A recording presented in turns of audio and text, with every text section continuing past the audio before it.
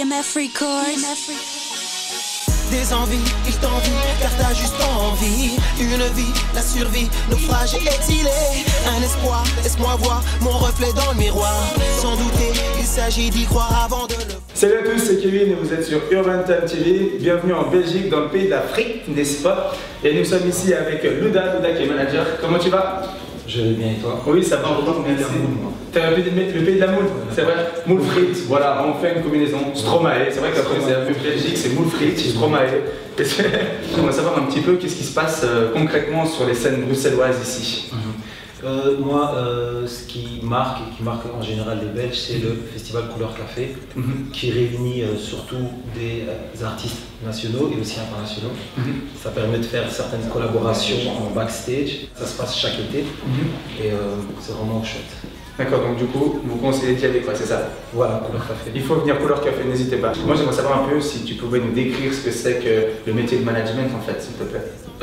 Le métier de manager est relativement large. Je vais parler de moi personnellement, parce que je pense que c'est un métier qui s'aborde de plusieurs manières. Déjà parce que chaque manager a sa propre vision sur ses artistes. Moi, j'ai quand même un rôle aussi de directeur artistique, donc manager, directeur artistique. J'essaie d'avoir une vision sur quelques années où j'ai envie d'amener mon artiste. Donc à la base, parce que je suis quelqu'un qui aime des challenges, je prends des personnes que j'estime qu'ils ont un certain potentiel, mais que j'essaie de peaufiner en essayant de les faire collaborer avec des caméramans que je connais, les meilleurs caméramans, dans le cas de mon rappeur, les meilleurs producteurs. Parce que de nos jours, c'est la prod qui fait un petit peu tout, on peut dire, surtout dans le milieu du rap, etc. Et voilà un peu en quelque sorte comment je fais. Essayer d'avoir une vision, de le mettre en confiance aussi, un rôle un peu de coach, pas comme un coach sportif. Un coach sportif, exactement. Dans le miroir, laisse-moi voir, laisse-moi voir, laisse-moi voir dans le miroir. Des envies, il t'envie, car t'as juste envie. Une vie, la survie, naufrage et exilé. Un espoir, laisse-moi voir mon reflet dans le miroir. Sans douter, il s'agit d'y croire avant de le voir. D'y croire avant de le voir. D'y croire avant de le voir. D'y croire avant de le voir. Mon reflet dans le miroir. On a discuté tout à l'heure et puis tu m'as parlé qu'avant tu étais artiste. Donc toi-même tu composais, tu rappais.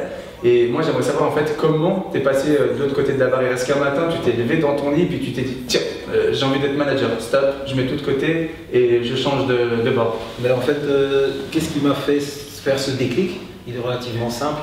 C'est qu'à un certain moment, je me suis dit avec tous les contacts que j'ai au niveau musical, je peux m'occuper de moi mais aussi d'autres artistes. Et disons qu'un de mes artistes en particulier, The Lion,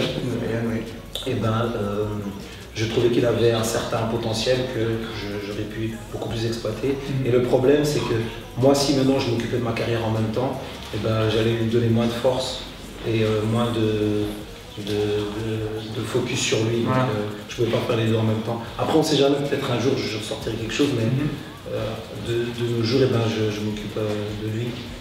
Tu préfères consacrer 100% de ton temps à cette activité, histoire de la faire correctement et, et de pouvoir t'appliquer à fond là-dedans. Voilà, exactement. Pour en revenir aussi sur The Lion, je vois que tu mises beaucoup sur lui et notamment tu as pu lui faire la première partie de Gradure. Tu as aussi notamment eu une petite accolade, une petite interview et une vidéo avec Soprano et lui.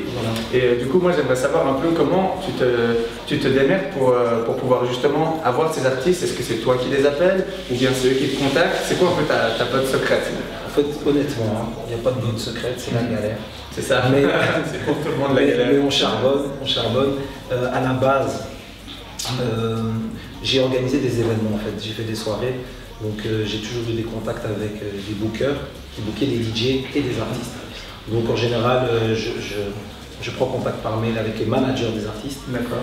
Quand je sais que par exemple quelqu'un comme Soprano il vient faire la promotion de son nouvel album Cosmopolitan, j'essaie de me débrouiller pour savoir dans quel hôtel il est ou par quelle émission de télé il passe, et puis d'être un peu la place to be et puis de l'aborder gentiment, de lui parler un peu de mon artiste. Je viens toujours avec un flyers, c'est beaucoup plus clair, et moi j'essaie avec toujours les vidéos de mes artistes, et lui s'il veut bien un petit peu le conseiller ou lui donner un peu de force. Voilà. N'hésitez pas à nous contacter. Le plus simple, c'est nous contacter par email. Donc pmfrecordsbooking@gmail.com. Alors artiste en herbe, si tu aimes bien ce que faisait Lyon ou designer, tu trouves qu'il a un bon profil Cresby, n'hésite pas à nous contacter par email ou sur notre site pmf-records.net et de là peut-être on peut collaborer, en discuter. Merci encore pour tout, à tout bientôt et puis bonne chance pour la suite. Urban Time, on est ensemble. Yep. De le voir, mon reflet dans le miroir, mon reflet dans le miroir, mon reflet dans le miroir. Merci beaucoup. Urban Time. Ah, on l'a refait. Je me suis fait un nivellement en direct. C'est pas grave. Pas comme ça. Toi t'as pas bloqué toi aussi. Parce qu'on n'avait pas comme ça. Urban Time, on est ensemble. On refait Ça va passer dans le bêtisier, c'est sûr.